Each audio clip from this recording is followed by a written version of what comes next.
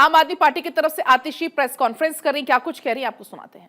1 लाख बुजुर्ग पिछले 5 महीने से बहुत परेशान थे। इनको लग रहा था कि इनकी देखरेख करने वाला इनका बेटा अरविंद केजरीवाल जेल में है और इसी वजह से उनकी पेंशन रुक गई है और इसी वजह से उनके लिए लड़ने वाला कोई नहीं है, उनको पेंशन दिलवाने वाला कोई नहीं है। लेकिन मैं दिल्ली के इन 1 लाख बुजुर्गों को बताना चाहती हूँ कि चाहे आपका बेटा अरविंद केजरीवाल जेल में है, लेकिन जेल में होने के बावजूद भी उनको दिन रात दिल्ली के बुजुर्गों की, जिनको वो अपना माता पिता मानते हैं, उनकी चिंता रही है। पिछले कुछ महीनों में मैं जब भी उनसे मिलने गई हूँ तो उन्होंने एक चीज हर बार पूछी है कि बुजुर्गों की पेंशन आई कि नहीं आई। उन्होंने हर बार चिंता जताई है कि उनके माता पिता, दिल्ली के बुजुर्ग, दिल्ली के 1 लाख बुजुर्ग परेशान हैं और उनकी पेंशन नहीं आ रही है। लेकिन आप बुजुर्गों के इस प्यार का, बुजुर्गों के इस आशीर्वाद का चमत्कार देखिए कि उनके बेटे अरविंद केजरीवाल ने जेल में होने के बावजूद भारतीय जनता पार्टी की केंद्र सरकार से लड़कर इन 1 लाख बुजुर्गों की पेंशन दिलवाई है। मैं इन 1 लाख बुजुर्गों को बधाई देना चाहती हूं कि जो पेंशन अप्रैल के महीने से रुक गई थी, वो 1 लाख बुजुर्गों की पेंशन अब आना शुरू हो गई है। कल से हमारे सोशल वेलफेयर डिपार्टमेंट ने इस पेंशन को 1 लाख बुजुर्गों के अकाउंट में क्रेडिट करना शुरू कर दिया है। कल तक तकरीबन 1 लाख में से 90,000 पेंशन्स का ट्रांसफर हो चुका है। तो आज से अगर बुजुर्ग अपना बैंक अकाउंट चेक करेंगे तो उनके अकाउंट में ये पैसा क्रेडिट हो गया होगा।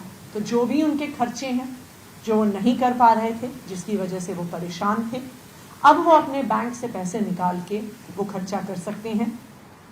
जो बचे हुए 10,000 पेंशनर्स हैं, 90,000 की कल शाम तक क्रेडिट हो गई थी। जो बाकी 10,000 पेंशन्स बची हुई हैं, वो आज दिन में सोशल वेलफेयर विभाग द्वारा दिल्ली के बुजुर्गों के बैंक अकाउंट में क्रेडिट कर दी जाएगी। मैं दिल्ली के बुजुर्गों को एक वादा करना चाहती हूँ कि चाहे आपका बेटा अरविंद केजरीवाल जेल में हो, वो आपके हक के लिए लड़ना बंद नहीं करेंगे। भारतीय जनता पार्टी का एक ही काम है, दिल्ली के लोगों को परेशान करना, दिल्ली के लोगों के काम रोकना। जो उसी तरह से और उसी सीरीज में उन्होंने दिल्ली के बुजुर्गों की पेंशन रोकी हुई थी।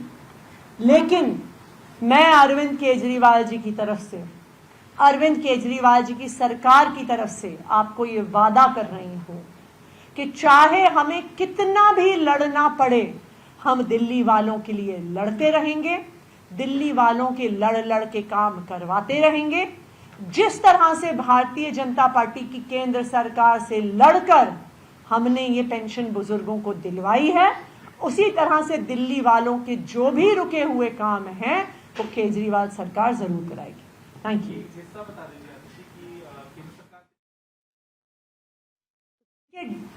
2,500 रुपए की पेंशन होती है, उसमें से 2,200 रुपए 2200 दिल्ली सरकार देती है, 300 रुपए केंद्र सरकार देती है।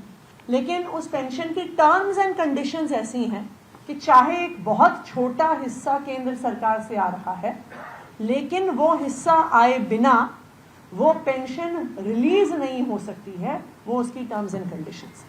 और इसी वजह से, क्योंकि केंद्र सरकार से उनका हिस्सा नहीं आया हुआ था, दिल्ली के बुजुर्गों की पेंशन रुकी, 1 लाख लोगों की पेंशन उस वजह से रुकी हुई थी। कितने महीने से ये बकाया थी और क्या सारे महीनों की जो पेंशन है एक साथ चली गई है? ये पेंशन, जो लास्ट पेंशन मिली थी, वो लास्ट फाइनेंशियल ईयर में इन बुजुर्गों को मिली थी। यानी मार्च की पेंशन इन बुजुर्गों को मिल चुकी है। अप्रैल, मई, जून, जुलाई और अब अगस्त के महीने की पेंशन अभी तक इन बुजुर्गों को नहीं मिली थी। तो जो अभी तक की सारी पेंडिंग पेंशन है पिछले 5 महीनों की, उस पेंशन को एक बार में ही क्रेडिट कर दिया गया है।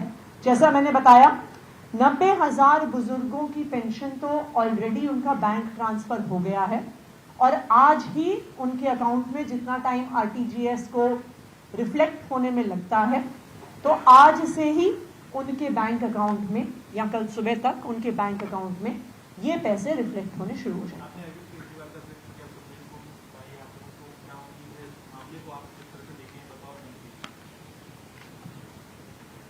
देखिए, सबको पता है कि अरविंद केजरीवाल जी को और उनके पार्टी के अन्य नेताओं को, चाहे वो मनीष सिसोदिया जी हों, चाहे वो संजय सिंह जी हों, चाहे सत्येंद्र जैन जी हों, झूठे मुकदमों में फंसाया जा रहा है।